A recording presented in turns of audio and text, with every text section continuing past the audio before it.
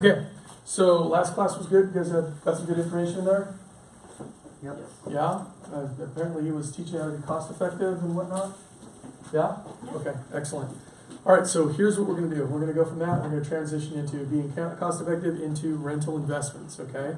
So a lot of different things that you can learn here. And hopefully what I'm going to do is give you a lot of different ways that you can make more money, okay?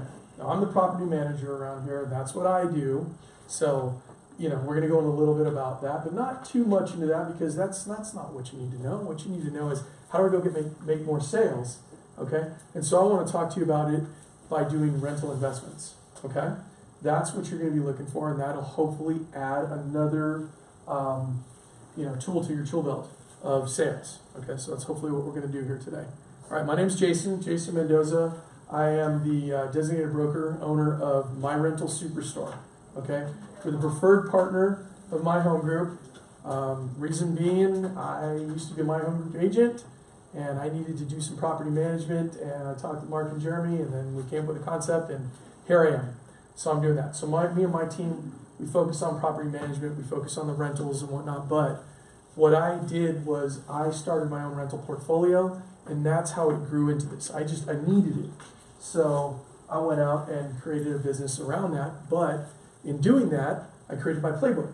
And so my playbook hopefully will give you a lot of ideas and opportunities to put into your playbook so that way you can continue to be successful as a real estate professional, all right? Okay, first of all, any questions right now before we get started? Anybody got anything hot they want to talk about later? For me, like I talked about, it's like, what is that sweet spot where you're going to have a long-term tenant, Gotcha. not to squeeze a big rent out of somebody who's going to leave in a year. Okay, we'll talk about that in a little bit, Yeah. or we may even talk about that online and whatnot offline, but yeah. Okay, great. Yeah, we'll definitely get to that. All right, so rental investments, okay? So objectives in here, a little better understanding of rental investment properties. Most of the stuff that we do is residential. That's what my company does, is small residentials and stuff like that. So that way you can understand a little bit better on how to sell those to your clients, okay? We're going to teach you a little bit on how to speak the lingo. That way you can look like a professional when you're doing it. I mean, nothing is worse than talking to your clients and all of a sudden you're like stuck, or they're throwing language out there and you don't know what they're talking about, okay? So hopefully we'll pick up a couple of those little nuggets as well, all right? And then how to recognize opportunities to get more commission. All right, that's ultimately what you want to do, right? We're all in sales. We want to increase our sales. We got buyers, we got sellers, we got investors.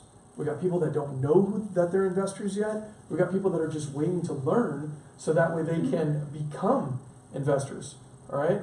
So we want to talk about all those things. I'm going to make sure that my phone is on vibrate because I was doing the Daily Dose. Anybody listen to the Daily Dose this morning? Not yet. No, not yet? All right. So the Daily Dose is the podcast from My Home Group, and I was doing it, and we were doing the session, and all of a sudden we can hear a phone going off in the other room, and I'm going like, oh my God, that's my phone. Terrible. Bad form. So anyway, that's all. All right, so here's golden nugget number one, all right? This was an idea. We were just kind of chopping it up yesterday, me, Mark, and Jeremy, and what we were talking about is going from one sale into three, all right? And this is the thing. Traditionally, what do we think about? We got a listing, right? We're listing a house for somebody, we sell it. What do we want them to do? Buy another house, right? But what if we could go from buying one house to buying two houses? Double the commission, all right? So we were just talking about this yesterday. It's like turn one into three, all right? Because usually what most people think is they think, hey, I'm going to sell my house. I'm going to take that cash and I'm going to go put my down payment on another house, right? Well, with FHA, with lower conventional down, couldn't you take a portion of that and then maybe buy a rental condo, another house somewhere else, something like that? So, look, just thinking outside of that box and planting that seed, go for it. Isn't conventional a lower down payment? A conventional can get you down to 5 or 3 now even. I think they might even be dropping that. Now, those guidelines, all right? One thing about loans, they will change. For right now, it's anywhere 3 to 5% down. How much for FHA? Owner-occupied? 3.5, right? So conventional is very close to that now. 5% products, 3% products. There's actually a bank out there right now that'll do a no money down, no MI product. okay, up to 297,000. So you can find some great stuff out there. Well, if you can plant this seed into your client, right? Let's say they made $40, $50, $60,000 on their house. Say they made $100,000 on their house. If they could buy something and they didn't have to put that money down, then what if they bought a rental? Okay, and let's run a scenario real quick. What if your client can now buy this new house, right? They go, hey, I'm gonna buy this house. If you put 5% down and you work out the payment and you're like, hey, payment's gonna be about $2,200 a month, right? But they have another 100,000 sitting over here. And let's say they go buy a condo, and now they're getting, let's say, $800 a month in rent. They got a $200 HOA fee, et cetera, et cetera. But let's say they're $500 positive. All right, if you're $500 positive over here in rent, and you apply that to that $2,200 that you're paying, now you're down to $1,700 in your net every month in what you're paying out of your pocket. Plus, you got this investment over here. Now you're starting to kind of double up as your equity starts to grow in two places. All right. And so that's what 1 into 3 becomes. And it's all about just planting that seed. All you got to do is plant that little seed. And now every client has an opportunity to pick up another investment property. One of the things I will tell you too, when your clients start to buy investment properties, they will very quickly start to get the fever and want to buy another one, another one, another one, okay? And that's what happened to me. That's how it all kind of came about. And it was all about just planting the seed, okay? There was a guy that I met in real estate years ago, a guy by the name of Ron Russell up in Sacramento, and that's how I bought my first duplex. And he started talking to me about it. Like, I had no idea. I walked in there, and I didn't even know the guy. And I was thinking about buying a house. And he started telling me about buying a duplex and how, you know, I could have this duplex and I could have a renter on the other side and he could start to pay for it. It was a great concept. It didn't completely execute the way I was hoping it would. But you know what? Years later, I used that concept to do what I think is the most important thing you can do. Buy a fourplex. Okay? Because a fourplex falls in residential lending. All right? So does everybody know the difference between residential and commercial lending? Yeah? No? Yes? No. Real basically, 1 to 4 units, 1 duplex, triplex, fourplex. You can get conventional financing on it, regular financing. Okay? Residential financing. Once you go above 4, now you go to 5, you have to get commercial financing. It changes everything. Okay? So to keep it simple, you can purchase that way. Now, you can own or occupy. You can technically own or occupy a unit in a duplex, triplex, or fourplex. Okay, up to a fourplex. You can own or occupy it, and you rent out the other 3. You can in many ways, if you structure it the right way, you buy the right property, you can pretty much live there rent free because your other 3 are paying it off, and it's your great start. Okay, another seed that you want to plant. All right, so that's a golden nugget of the day. Pretty simple, 1 into 3. A real easy thing, just plant the seed, buy a second. All right, so we'll talk a little bit about how to convert those investor leads into sales, all right? Anybody have investors out there? Yeah? How's it been going? Good? Any issues? I think the issues with mine are like getting deals accepted because they're like cash buyers and they're still losing to people that want to get financing because since they think they're a cash buyer, they want to get a deal instead of paying full price, and then people getting financing are willing to pay full price.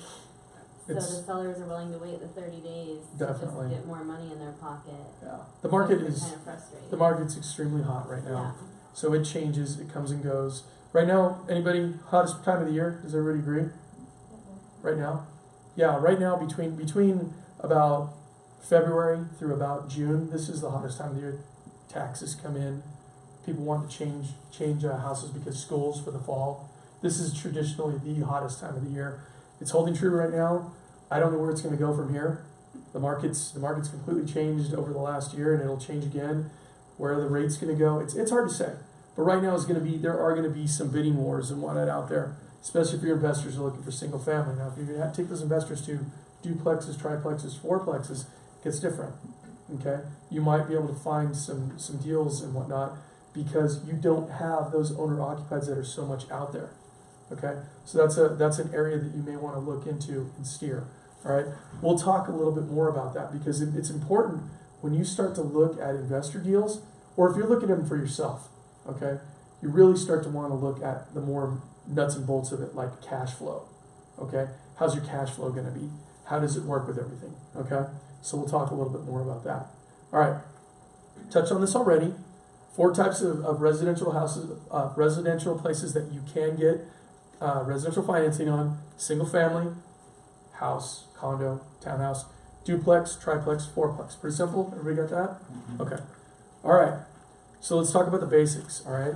So when you're looking to build your rental portfolio, or when you're looking to talk to somebody about things, all right, the basics that you got to look at are always, in your selection, what type of area, what type. We talked about type was on the previous slide. What type? Okay. The condition of the property, always really important. All right. And then what's their goal? All right. Goal is always really important with any of your clients or any of your investors. What are they trying to do? All right. Let them tell you. All right? It's not up for you to decide what they're trying to do. They're going to tell you what they try to do. All right? A lot of times they don't know what they want to do until you put that seed in there and get them excited and have them understand what they're trying to do. All right? There are 2 ways that most investment properties or most investors are looking for it. Okay? Equity or cash flow. All right? Cash flow is basically the month-on-month return that you're going to make on an investment. All right? It is no different than a stock. Okay? Are you looking for the stock price to go up? Or are you looking for something that's going to pay you a dividend once a quarter? Or I'm sorry, quarterly or semi-annually or annually, or the dividend being a payoff. With a rental, it's, are you looking to get some money off the rents, or are you speculatively hoping that the value is going to go up? Okay? For instance, I got a client right now who's looking to buy a house by GCU. All right? Why would they buy a house by GCU? Well, 2 reasons. One, their son is a sophomore in college, so they got a couple more years, and they want to go ahead and get that house so they can rent it out to him and his buddies. Okay? But 2, depending on how close to the proximity to GCU, what has GCU been doing in the last 10 years in the valley? Expanding, construction, all right? They're buying. So if you get it close enough, is there potential that GCU may go, hey, you know what, we want this street, and let's go buy all these houses, okay? So you've got different reasons why investors buy, different reasons. Location, location, location, number 1 rule of real estate is no different than in buying your own house versus an investment property. What's the location of it, okay? Now, let me touch on that really quick, okay? Because here's an important thing. When we talk about cash flow, all right, that month-on-month return, the location that you may think may not always be the best location. All right, those of you that have heard me talk about this before, you're going to make more money in the hood on a month-to-month basis than you will here in Scottsdale. Okay, you have a greater chance of appreciation here in Scottsdale, but somewhere in the hood, you're going to be able to make more month-on-month return. It just depends on what your goal is. Okay, for us, talking with our investors, talking with our clients, we always want to see what's that goal. Now, going back to the example 1 and 3 that I'm talking about, hey, what if they bought the first one and then financed the second one? Okay, so now you still got your 2 sales, right? But for your client, it's important for your client to understand what they're trying to do. How many people could use a second house that they bought, let the renters pay off for 18 years, then sell it, and now they've got, Jimmy or Susie's college paid for because of that sale? A lot of people could use that, but a lot of people don't think about that. Guess what? You guys are all realtors. That's your job to put that in their head and give that to them, because I guarantee you, and I know 18 years is a long time, but if somebody did that for you in the years past, and that was how you were able to, hey, pay for college, you would love that person. And you would go tell a bunch of other people about that person because they gave you that one little thing, a simple little thing, that made a difference in your life. Okay? So we're always trying to make a difference, but that's a real difference, an advantage, a game changer for a lot of different people. Okay? By being able to acquire something like that. All right? So let me tell you a little bit about my game plan and what happened with all this. Okay? I started off and I bought a duplex in California. All right? And I'm still kicking myself because there was a fourplex up the street that was about $45,000 more. And had I bought that fourplex, that thing, it was an old Victorian, it was in Sacramento, I would have that thing paid off right now. It would probably be yielding me somewhere between $6,000 and $7,000 a month. Okay? I didn't know any different. Okay? So I bought a lesser one. I ended up selling it. I made my profit on it and whatnot. But the thing is that I didn't understand the power of all of it. Now, when I came to Arizona, after the mortgage crash and whatnot, I left California and I was like, hey, I'm going to do this and whatever. Came to Arizona and I had a real estate background, I had a loan background, started going, the opportunity came again. What did I do this time? I bought a fourplex. Okay, I bought a fourplex. Now I happened to buy it at the right time, but it put me in position to where I was able to have this property and basically be rent free for a while.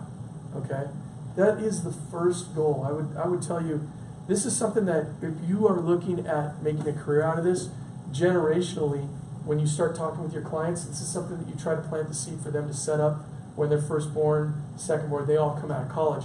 I would say if I would have known this from the beginning, that would have been the first thing I would have did. Right out of college, I'm buying a fourplex. And I'm moving in there, and I'm going to have this thing, and I'm going to start renting it out, and I'm going to buy it FHA. That's what I did.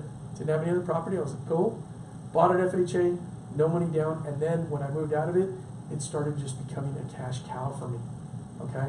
And I was able to continue to go on that path. And then one of my friends was like, hey, what'd you do over there? And I was like, well, this is what I did. So I started selling a couple of those to some of my friends who were able to do the same thing.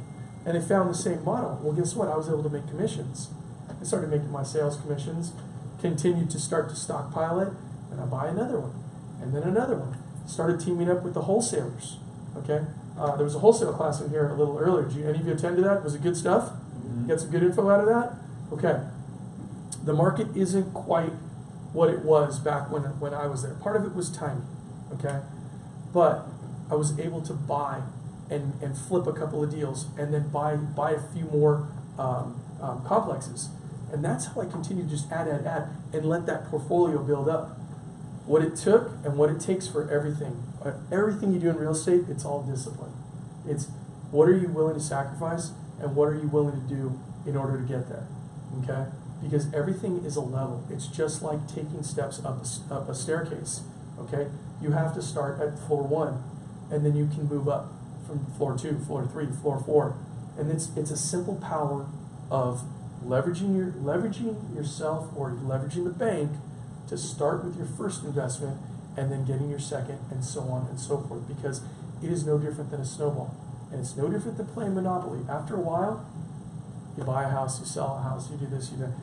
It's not a big deal, okay? Because you understand this is the way I'm going to take it from floor 1 to floor 10, all right?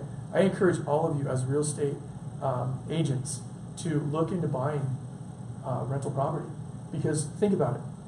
When you talk to a lot of other people out there and they're planning for the future, they usually go and they talk to a financial planner, they go to talk to somebody at the bank.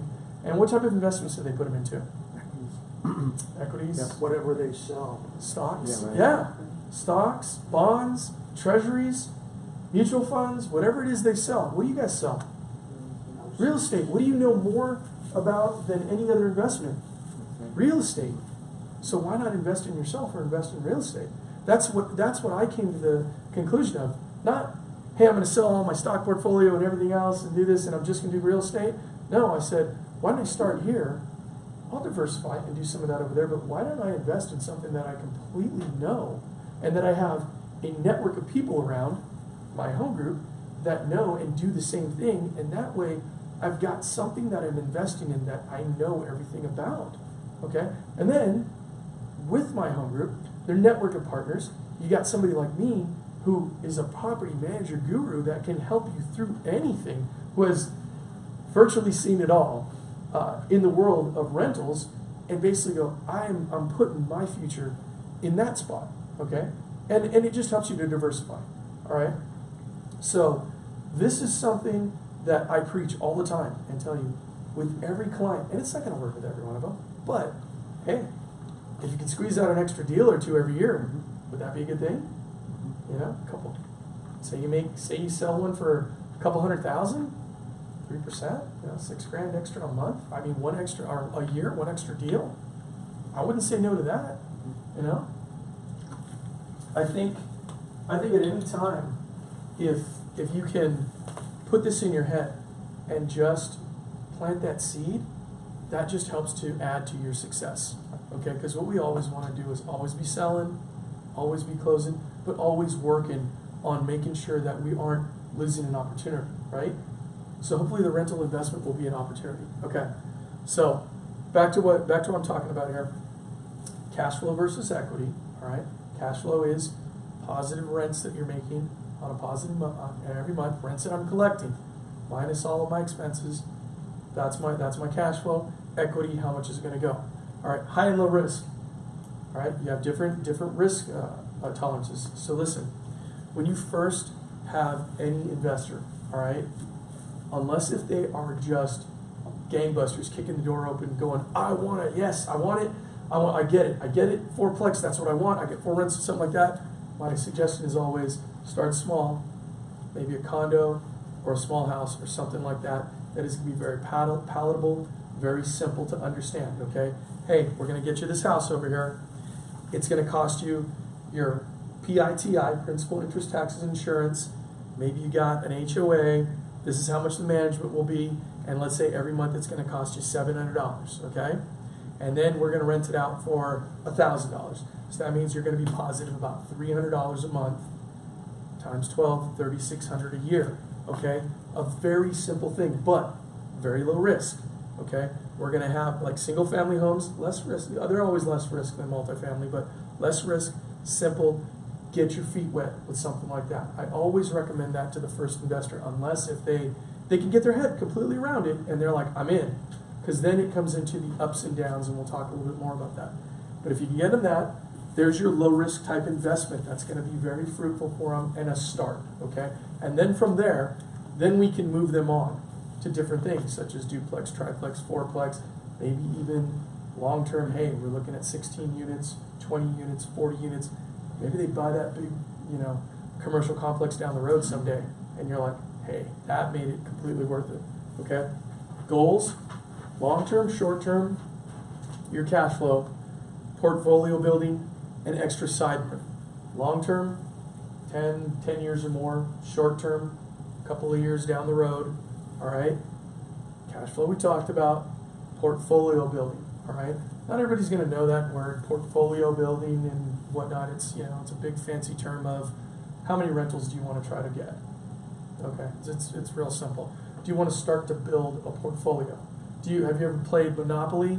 It can be like that eventually. But a portfolio thing, again, and we'll talk a little bit more about terms, because I want to give you, and hopefully you have a few more buzzwords that you can use, because it's like anything. The more little buzzwords and things like that you know, yes, you want to know what's behind it, but people want to know what's behind it. Ooh, portfolio, what do you mean by portfolio building? And you can break it down a little bit and go, well, a portfolio can consist of single-family houses, duplexes, triplexes, commercial properties, etc., etc. What I'm really trying to do is, how do we build and establish a rental portfolio for you? Okay? So that's your portfolio building. And extra side money. Some people may be like, I'm not really into it. I've heard this, that, and the other. Hey, you know what? I tell you what. Let me sit you down with Jason. He's our property manager. He'll tell you everything you need to know about property management. His team will take care of it. And guess what? Could you use an extra couple, $300 in your pocket every month? You can make some extra side money off of one rental. Piece of cake. Okay? So some people are just in it for that. No problem. Hey, it's another commission, right? Yeah? Okay. Cool. So Question? Yes, sir. How do you talk about saying, okay, say their house is paid for, they can just say, oh, well, why not just keep my house and use that for a rental? You could pretty much blow what you're trying to do to get free.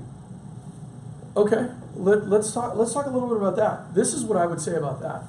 Okay, say you got your house and they've got that for a rental and whatnot. I don't know, if we're trying to convince them to buy another property and a rental, but their house is paid for, which really truly they can use their house as a rental, take equity out to buy another property that's on one. All right, so with something like that one basically what I would do is depending on how tied they are to the house, you know, I might sell them the dream of getting into another house that they might like a little bit more, and then kind of maneuver that into, hey, get the rental over here to help augment that now. They could keep theirs as a rental. That's fine. That's fine. However, this is how you kind of combat that. If I have one house, right, and let's say it's worth $100,000 and it goes up 5% next year, how much is it worth next year? $105,000 more, right? But if I have two houses that are worth $100,000 and they go up 5%, one's worth $105,000, the other's worth $105,000, then I've gone up $10,000. I've doubled my equity increase. So when you sit with one house, you got a house going up on one rate. When you got two houses, you got two going up, three going up, etc., etc., etc. So the thing is that no money. This is a concept for another time, and you can ask me about it. But think about this: no money has ever been made by paying a house off. Okay, meaning by leaving your equity in the house, you're not actually making additional capital or money on it. Okay, it can start to go in a lot of different ways, but the simplest way that I would say is, I get it, but if you had two houses and they were going up, your money would be going up quicker. Okay, and you got renters paying it off. Okay, so if you can utilize that, then you can multiply out. So you got to really try to work on it, and it's hard. That one, you're not going to win that every time because people do love security. There is a security factor in having a paid off house. Well, I'm saying that she wants to sell her house, but I would definitely like to, because it's paid for, but how do I get her mindset of not keeping that for rental and buying another house? How do I get her mindset on just purchasing two houses? And Have you ever looked at what it'll rent out for? No, but I know Okay. the neighborhood. So this is the deal. Start there. Look at what it would rent out for, and then maybe go find a few examples of something else that might rent out, you know, for a more positive rate or something. Gotcha. Get a Okay. better ratio. Yeah, if you can get a better Buy a less ratio, expensive home, absolutely. you get better returns, more Okay. cash flow. Maybe she can sell it, go over here, and then buy two of them. So that's how you maneuver that. Yeah, absolutely. Ratios are Well, really plus good. the Yes, tax sir. issue, right? Especially if they're married, the ability to put 250 grand, up to 250 grand of gains aside without taxes. Absolutely. They can sell it and they can keep actually a married couple up to 500. Consult with Oh, I your thought it local was, tax oh, professional wow. on that one. Yeah. There's your disclaimer. I thought it was 250 But for the two. yeah, So 200 500 for the two. 500 for Okay. the two. So I mean, they could take all that money virtually tax free Mhm. and buy the other houses. So that's another opportunity. Okay, so it's just a matter of looking at now. Hey, it may not be right. You know, she may be sitting on a house that it's going to rent for a lot. What are you going to do? You know, but that's when you can maybe she can get her head around. Well, why not a triplex, fourplex, something like that. So it's just a matter of trying to maneuver. Hey, is there a better investment for this money than leaving this house here that might not yield you as much? Mhm. Okay, so I So would still, look at it it's that way. always better buying the house across the street. I mean, if it's that great a deal, the location and the general price and that kind of thing, and you're sitting on all that equity, you're still better selling it, saving, taking a tax benefit, and then Yeah. doing a low down payment mortgage if possible, Yeah. or whatever, because you put that equity to use. Absolutely. If you can put that equity to use, that's always a great opportunity or a great thing to say. It's just a matter of can your client get their head around it. Mhm. And that's where you've got to run the numbers. You really got to go, what are my rental comps here? And what are my rental comps over here? Can I take that money and get you relatively the same rent that you'd be getting there? Or, something similar to where it's a better return. Okay? And that's the angle that I always go is on returns. People understand different concepts. So you've got to kind of maneuver to go, this would work out better for you. This is a better return. But most people can get their head around, would you like a 5% return or would you like a 15% return? Would you like a 2% or would you like a 7%? It's just a matter of do those numbers work out. Now, it's like he was saying, you may have to split it to where you go, look, you can get 8% here, 8% return on your house. I get that. But if you buy one here and one here, I can get you 7 here and 7 there. That means if you combine that, that's now 14. 14 beats 8. Mhm. Okay, so you can try that way, and see if that will work for them. maybe there's, and is the house older? Is it newer? Is it? It's 1998. Okay, so I mean, it's a newer, so it's not, you know, it's not that angle where it's like, hey, it's an older house, maybe you can go this. Just depends, man. It just depends on what you can do. But Sorry, 89. 89, it's still relatively new. But I would go in that direction with it. Okay, if it's maybe it's got a lot of maintenance that may be coming up on it. Maybe the roof's getting older, or the AC's getting older. Maybe it's like it would be an opportunity to get out of this house that has a lot of potential issues and go over here with something that might not. So I would explore all those different angles, you know, to make them see it that the bottom line is if you just go by over here and you just leave this house there, then you may not have, you know, additional capital to buy over here, whatever. It's just a maneuver. Gotta look at the numbers. Yeah, that's what it really comes down to. Okay. Piquing their interest. That's what I was talking about earlier, was talking to them basically about, hey, you sold this house over here, we're buying this one here. How about not putting all that money down, buying a rental? And just piquing them with a little bit of stuff like cash flow, portfolio building, different things like that to make them understand, hey, maybe I should buy two houses. Maybe this makes sense. Maybe an investment for me in something else could help down the road. Okay? Being able to find out what's that trigger point on them that's going to make them work. Some of it is paying your kids' college off. Some of it's, you know, would you like to be able to have a car and have it paid for? Have your car payment constantly paid for? Okay? I've always thought about this. You know, a prime example is back in the days, I used to do mortgage. Okay? People would come in, they would refinance, and one of the things they would do with that, what they would do is every time. Hey Jason, I'm gonna take $50,000 out of the house. Great. What are you gonna do with it? Oh, well, I was thinking about buying a house. Great. Let's whatever. Okay, cool. Well, you know, I'll be back tomorrow. This that, and the other. Drive up, brand new car, but it's paid for. And I'm like, but you took the $50,000 and you bought a car.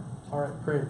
What if I were to tell you that if you would have just bought this house over here, I could have had you positive, and that house would basically make your payment every month, and then when that car was paid off, you would still have that house and it would still be paying fruits for you, dividends for you, and that car would be paid off. Now, car's paid off, guess what? That's it. It's just depreciating. Mm-hmm. It's gone. Mm-hmm. But is that simple to understand? Yes. Piquing their interest in, hey, why don't you think about doing something like this? And what I can do is we can break it down for you. I can go get Jason. He'll show you exactly how it works. And guess what? You can have that truck, and guess what? When that truck or that car goes away, buy another one. Because now this one will continue to make that payment from now until forever. You can do it that way. It's just a little something to put it in their head. Yes, ma'am? I just did so many times that I used the money that I have with my house, cash out and open a business. There you go. I did a couple times, but because of the economy and everything, I was very good and didn't move me down. Yeah. But I mean, it's opportunity. And so there's opportunity always sitting in the house. Okay, that untapped equity that's in the house. Now, I don't recommend that everybody use their untapped equity, only if they're going to use it to buy another investment. Okay? Because ultimately, it's real simple. You know, you want to try not to spend principal. You can spend profits. Okay? Profits, fine. But principal, that stack of equity or whatnot, if you can put it into something else that will bring you back more money, then I say, hey, do it. If you're not going to do that, then I would be like, just leave your house paid off, because if I give you all this cash, you're going to burn it and it's going to be gone anyway. Okay? But again, the only thing that you can do is pique their interest and see if they're interested. See if it's an opportunity. Because what's the worst that's going to happen? They're going to say no, and you're still going to get the sale and help them buy another house.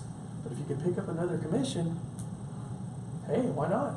You've done them a service, and you put a little more money in your pocket for doing it. I think that's worth it. It's a win-win-win, right? So we try to add that in so we can continue on in our sales career. And then also, ultimately, when you continue to do this, at a certain point, they're going to tell somebody else, and that's how you get that more business. So you never know when you're going to strike that chord of gold, because you've utilized multiple techniques in your tool belt to be able to reach other investors by just talking to your client. Okay? So never count anybody out. You never know. I used to work at Chase Bank, and I remember Some guys would walk in the bank and they were, ratty pair of jeans, a ripped t-shirt, driving in a beat up old pickup truck, and would sit down and they would have $1 million in their account. So you never know. Never know. Okay. So, let me talk to you really quickly about understanding good rentals and bad rentals, okay? For any of that do have rentals and whatnot, area is always number one, okay? Want to look at your area. There are, how do I say it? There are lower income areas, and then there are really bad areas, okay? You got your drug neighborhoods, things that outstanding factors around that they just make them just stay away from it, okay? But a good area can be an area that may be a lower income house area that's clean, that will yield you a little bit better return than something that's, North Scottsdale. You always want to look at that area. The tenants, okay? Tenants of a good rental, they're definitely somebody that has a job, constantly, that they're paying the rent on time. Those are the kind of tenants that you want, all right? Bad tenants, it's pretty simple, straightforward. Bad tenants, they're always not paying their rent on time, they're not paying enough, they're constantly complaining, etc., etc. Okay? Cost versus rents. Now, one of the things when you're analyzing a rental, all right, you always want to look at what are my costs going to be. All right? You always know you're going to have your mortgage. All right? You have your mortgage. When you do multifamily, duplex, triplex, fourplex, you're usually going to have additional costs. Usually it's water, garbage, and sewer. Okay? Usually you're going to end up paying water, garbage, and sewer. There are very few of them that are metered for that. Power, gas, usually that can be pushed over to the tenants. One quick thing, do not ever take over or encourage your client to take somebody's utilities on. Meaning it's okay to pay water, garbage, and sewer, do not pay anybody's power. Okay? Because tenants, and this is something I always say, have caviar taste on a pizza budget. Alright? That means the air conditioning is always set at 68 degrees, and when it's not working properly, they are calling and they are complaining this, that, and the other. Hey, you know what? You pay for your own power. Because when they get that power bill, hey, if you want to keep paying that in the summertime, be my guest. But I'm not going to pay $500 a month in the summertime on your $600 unit because you need to have the thing set at 70 degrees all the time. Okay? So the utilities, not going to be part of your cost. But your cost will be that. Now, additional cost for you, that's where we go back to the condition of the property. Does it have a bad roof? Is it in a little bit of a distressed state? Do I need to get it? Am I constantly having repairs because I have 3 old water heaters or I got 2 old water heaters? Do I have issues because I've got wall units? Okay, anybody know what wall units are? Wall ACs? Oh, sure. Wall units, yeah. So somebody says wall units, that means wall ACs, okay? Wall ACs, extremely expensive on power. They go out all the time, so that might be a cost that you may have, all right? Do you have swamp coolers up there? Right? Are those swamp coolers sealed correctly? Because they may drip, right? Then it damages your roof, then it damages your ceiling, etc., etc., etc. Okay? You want to look for when you're looking at rentals and you're dealing with your tenant or your tenants or clients, you're looking for things that aren't going to have as many issues with them. Or can we take care of those things up front so that way you don't have them on an ongoing basis? Okay? Makes a difference between a good and a bad rental. That repair ratio that you have can be big if you're not looking for that. All right? A good rental, amenities, is there a park near? Is there a school near? Things like that. Same thing as in buying houses, all right? And then what are your hidden costs? All right? Hidden costs can be things like, there's one gas meter there. So you end up having to pay for it, or it's not, the electrical is not done properly.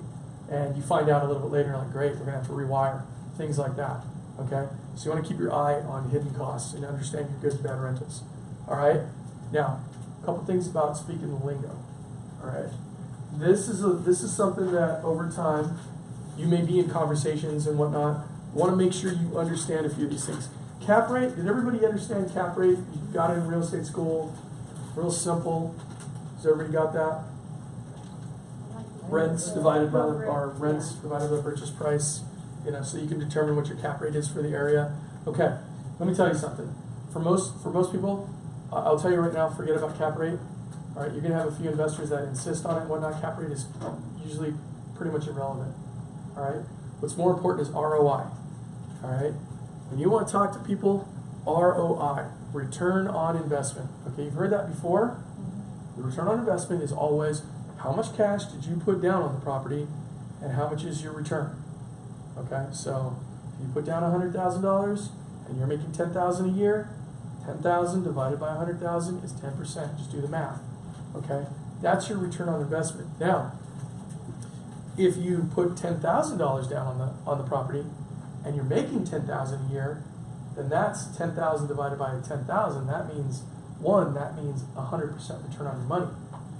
So would you rather have 10% or 100%? 100%. And that goes to what's called leveraging. Okay? If you can get good loans with the bank, it's always better to leverage the bank's money. Okay? The bank does that to you. Do you know how they do that to you? Our savings. Your savings. Excellent. That guy gets a gold star today. Your savings account, they pay you 1%, 0.5%, nothing most of the time. But you know what? They take that money and they hand it to their money guys and they go out in the world and they turn it into, 20, 30, 40%. And they're using all of our money combined. That's how they do it. Okay? So by leveraging and getting mortgages, that's how you leverage their money to then make a return on them. Okay? That's the return on it. All right? So ROI, return on investment, another way to say it, cash on cash return. All right? How much money did I put down? How much money am I getting back every year? Okay? How much is my cash on cash return? That's simple. All right, monthly net. This is a big one, but it's really simple. Anybody know what it is? Huh? Yes, ma'am. Expenses. What are your expenses? Your mortgage? Yeah, if you're playing a management company, your repairs, all this stuff. What's your monthly net? How much is it going to cost to cover? Okay, so you can use expenses. That's a technical term and whatnot, but you'll hear people say monthly net. That's what they're talking about. Okay, value add. Everybody know what a value add is? Value. Value addition to the price of what you pay for it? Yeah, something like that. It's basically a fixer-upper. Fixer-upper is a value add. Okay, so when you hear somebody say value add, it's a fixer-upper. Okay? You're adding value to that property, so that way you can increase that equity in it, et cetera, et cetera. All right? Cash flow we talked about. That's how much you make. Cash cow. Did you know that? It's, you've probably heard it thrown around there. It means that you hit a home run. You've got an investment that you're just killing it on. It's a cash cow. Okay? So when somebody says a cash cow, that's something that you want to know. All right? Is there a certain percentage for that? Cash cow? No. It's, you know what cash cow is? A lot of money. No. Puffing? No. What's the definition of puffing? Lying about it? You're not lying about it, but there's no. You're exaggerating. Exaggerating, not.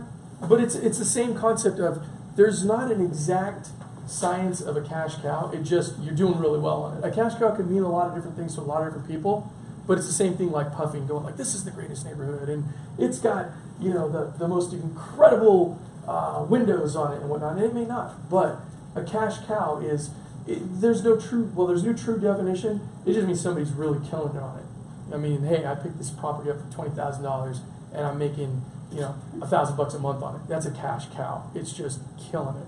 So that's just something that people say. Yeah. I just bought a property in West Virginia, not West Virginia, in Winchester, Virginia. Okay. And I bought it for $200,000.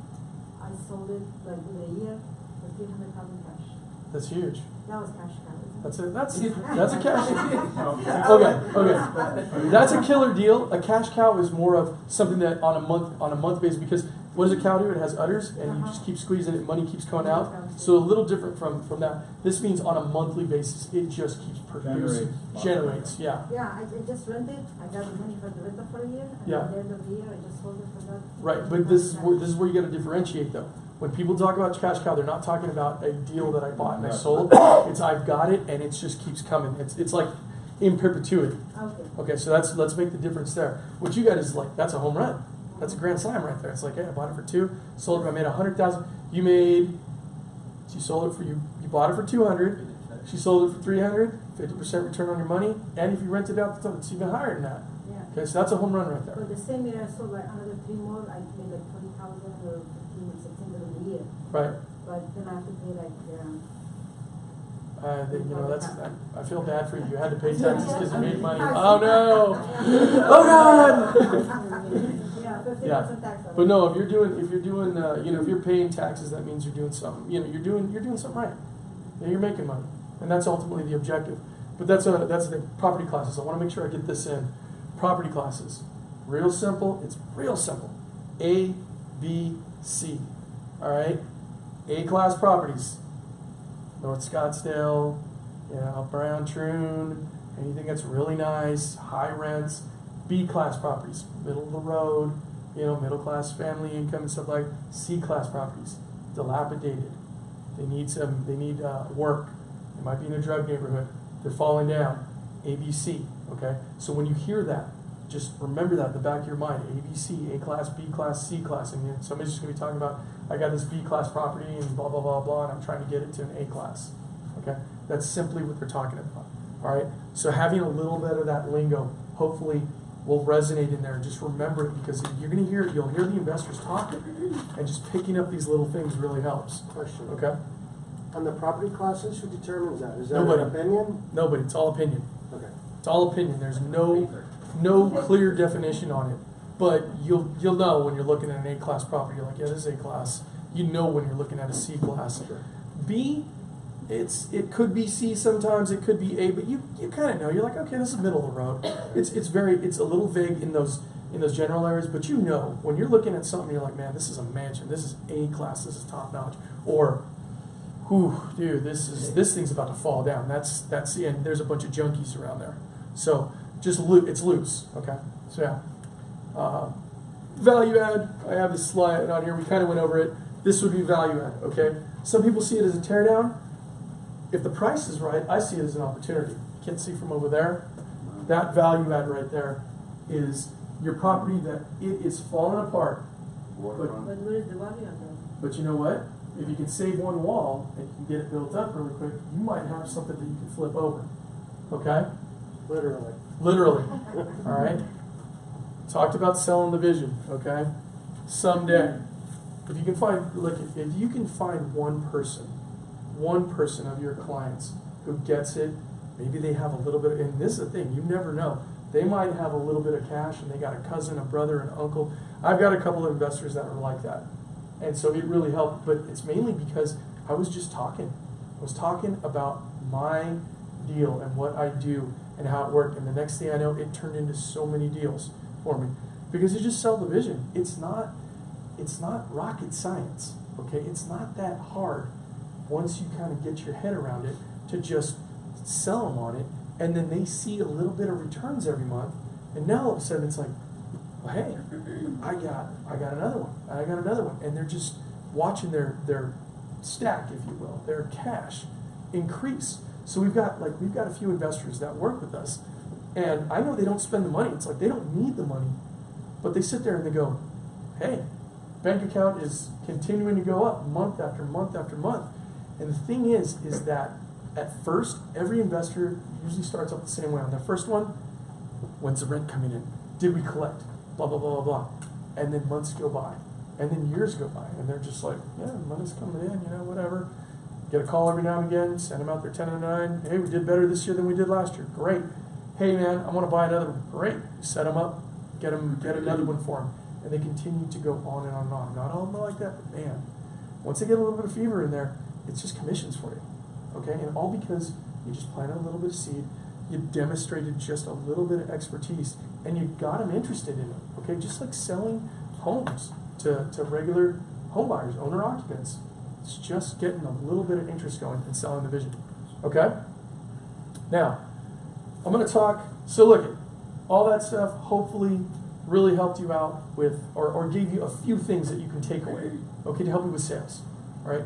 And that's why this class is rental investments, not property management, because you don't need to know how to be a property manager. That's what I do, okay? What you do need to know is a little bit about basics, okay? So I'm going to run through it really quick, all right? Monthly fees, it's basically what we charge, okay? In general, most property managers are anywhere from 8 to 10%, okay? We're usually 7 to 8% with our business, okay? Reason being, I'm a volume property manager and I'm an owner. So I know that it's real important to my manager's bottom, or my client's bottom line, okay? So monthly fees are gonna come in the form of that, or they're gonna come in the form of a flat fee, all right? Be wary of flat fees. A lot of times flat fee comes with, it's a flat fee, but if there's a repair, there's an overage, there's this, there's that, there's other. So they'll hit you with a bunch of other things, okay? How to prepare financially. This is another thing that and this is simple, it's a simple concept. When your client is closing, you usually look at their closing statement, go to, your escrow with them, watch them sign, see how much that monthly is going to be, all right? Your mortgage right here says $500 a month. You can expect that management may be $60, $50. You're going to look at, water, garbage, and sewer being this. We need to prepare financially that hey, we need every month we need this much coming in to break even. We want to be up here. So, and that's simple math. Yes, sir. So, say a repair happens, do you guys keep a card on file, or how do you guys? We always keep. So this is how we handle repairs. Most companies do it like this. What I do is we keep a reserve on file. So when my owner gets their first rent, I go, listen, let me tell you how the first rent's going to go. Usually, you're going to end up paying a leasing fee because our guys got to go out there and lease it. If your agent does it, that's fine. You find them, that's fine. Whatever. But that first month, I'm gonna keep $300 of yours. I'm gonna keep it in my trust account. $300. Let me tell you why I keep that $300. Because if I don't keep that $300 every time I do repair, you got to give me money so that way I can pay the vendor. I cannot pay it out of my money. I cannot pay it with my other owner's money. But I'm holding $300 for you. There's a $15 leaky faucet. Great. I got money that I can pay. It's still yours. Remember, repairs belong to the property. But now, when rents come in the next month, I'll replace that $1,500 or that $15, and you're on your way. If I didn't do that, every time it would happen, I'd have to call you, you'd have to coordinate, you'd have to send money, we'd have to send it off to the vendor. How does that make your life any better? I said, but what you need to do is you need to put your faith in me and my guys, that we know what we're doing. We contract and work with our vendors to make sure hopefully we're getting you the best price, okay? We always work on trying to get you the best price on a repair, and trust and believe that I do this professionally, so I probably know a lot more repair people than you do. So I've got that competitive advantage. So hopefully you trust me to do that. Now over $300, I'm going to ask you to, let me know. Hey, what do you want to do? If say it's a busted water heater, busted water heater alone is going to cost you about $350, $400 plus labor. How do you want to do it? I can get you a used one. You can get you a new one. It's your call, but you're going to have to send some money in because that repair will happen. So what I tell my owners a lot of times is like, look, this is how I run it. $300 is for the property management company. If I were you, I would set aside another $1,000 or $2,000 just for rainy days in case something happens, okay? You can have a home warranty, you can have, a lot of different ways to do it, but I always keep a little extra money just in case something like that happens. And what I usually do is just build up money. When I send you money with deposit rents that you get every month, don't spend it. Put a little bit of it in the bank until you get to about $1,000 or $2,000, and then from there, whatever you do with your money, that's your business. I would tell you, I can tell you what to do, but would you recommend first month pretty much just tell them to keep it in the account? I would tell them probably, I usually tell people about the first 6 months. Just keep it in the account. You never know. Stuff can always happen, but that's what puts you on the path for success versus the path for destruction. By planning ahead and just going, hey, you know what? It's still your money, but just wait 6 months to sell it. Just get your feet wet, okay? Learn the process. Hey, work with the PM. He'll take care of it. See that money's consistent, and then as it becomes consistent, it's like keep that little base there for yourself, and then spend on top of it. That's fine, but just do what we're telling you to do because we want you to be successful. We want to set people up for success. We want our clients to be successful. So that's the thing, okay? I'm running out of time, guys, but I'll talk a couple things. General lease and whatnot in terms of terms, we'll write the lease for them. We'll schedule everything. We'll go ahead and, get it tenanted out for them. We'll make sure that they are screened properly and everything like that. That's what we do as a property manager, okay? I go into a lot more of that stuff, and if you've got time, come see me, come talk to me whenever. I will tell you a little bit more about property management. But again, just knowing those little basics and whatnot will make the difference and hopefully have you sell a few more properties out there to your clients, okay? All right, guys, I'm out of time, but I'm out here. Yeah, I got some cards and whatnot, Thank you. so I can definitely be there. Yeah, absolutely. I'll be there to answer any questions and whatnot. That's it. All right, thank you. You, Jay. I never get through all of it. It's so whatchamacallit. There's so much content and whatnot. I'm almost saying, well, this is gonna be the last time I do it like this. I'm gonna break the class next time up because there's so much that you can learn from it, you know. And I want to start to delve more into, again, like I said, helping you guys sell. You know, that's the ultimate thing. Let me grab them. I got them in my office right here. My office is right here, 2 doors down. And I've got a little